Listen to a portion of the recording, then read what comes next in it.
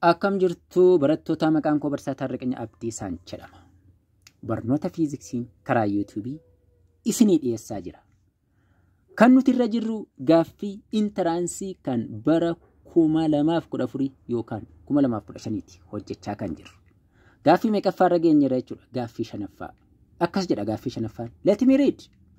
The electric potential at a distance of 2 cm from a 1.6 times 10 to the power of minus 9 Coulomb point charge is dash.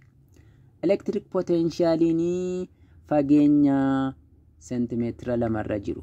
Charging sun immoo tokko tuqaa 6 negatiifa niraanfatina negatiifa tokko tuqaa 6 Coulomb power negatiifa 6 yoo ta'e chargichi kennameera fageenya inni irra jirus kennameera maal gaafatamaa jirra the electric potential yookaan V gaafatamne jechuudha.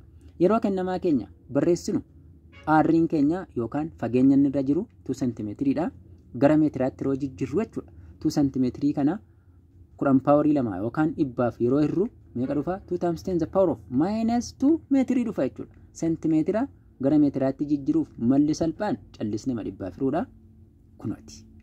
Uniti wal tawaasaatti jijjiiruu keenya jechuudha. Chargichi immoo negatiif tokko tuqaa 6 Coulomb power negatiif 9 Coulomb. Keen kun immoo constantidha nu kennamee jira inni kennama 9 baay'isu Coulomb power 9 Newton meter square per Coulomb square. Barbaadamaan keenya eewudha jechuudha as keessatti. V. Electric potentialin formulaan inni ittiin barbaadamu kunooti jechuudha. Electric potential at a distance is calculated by K charge divided by R. Jarreen kana warra kennamanii jiran finne iddoo K kuno 9 Coulomb power 9 yeroo substitute goonu yookaan bakka buuf chargicha immoo negatiifa 6 tuqaa 6 negatiifa 1 tuqaa 6 baay'isi Coulomb power negatiifa 9 yeroo dhufee bakka bu'u iddoo R immoo hiruu jechuudha. Hiruu 2 baay'isu Coulomb power negatiifa 2 meetira sentimeetiratu gara meetiraatti jijjiirama. Maaltu argama jechuudha warra wal fakkaatan yeroo walitti sassaabnu jechuudha. Karaa biraa warri exponentii hin qabne 9 negatiifa 1 tuqaa 6 waliin baay'ifna. Exponentii warra qaban immoo Coulomb power 9 dha warra waamamaadha jechuudha. Tokko immoo Coulomb power negatiifa 9 Coulomb power 9 baay'isu Coulomb power negatiifa 9 yeroo 9 baay'isu negatiifa 1 tuqaa 6 baay'ifnu meeqa arganna negatiifa 720 ufa walumaa gala jechuudha.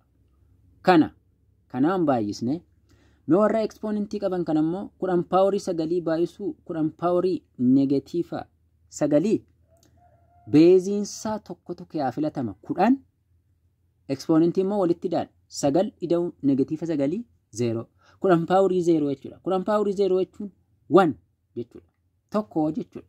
Kanaafi 9 tuqaa 1 tuqaa 6 baay'ifne amma immoo 2 baay'isu Coulomb power negatiifa 2 yeroo jirru hirru deebii nuti argannu kun maayineriidha waan ta'eef hirtanii bira ga'uu dandeessu negatiifa 720 voltiidha jechuudha. Kanaaf deebiin isa daarra jirutu ta'a jechuudha. Barattoota gaaffii kana confused yoo taatan isin rakkise kunooti lakkoofsi bilbilaa koo kanaan na gaafadhaa yookaan immoo karaa Telegiraamii Taarriqany Abdiisaa jedhuun naquunnamuu dandeessu. Hiriyoota keessaniif sheerii yookaan qooduu hin dagatinaa. Ofii keessanii immoo subscribe gochuu akka hin daganne. Thank you very much.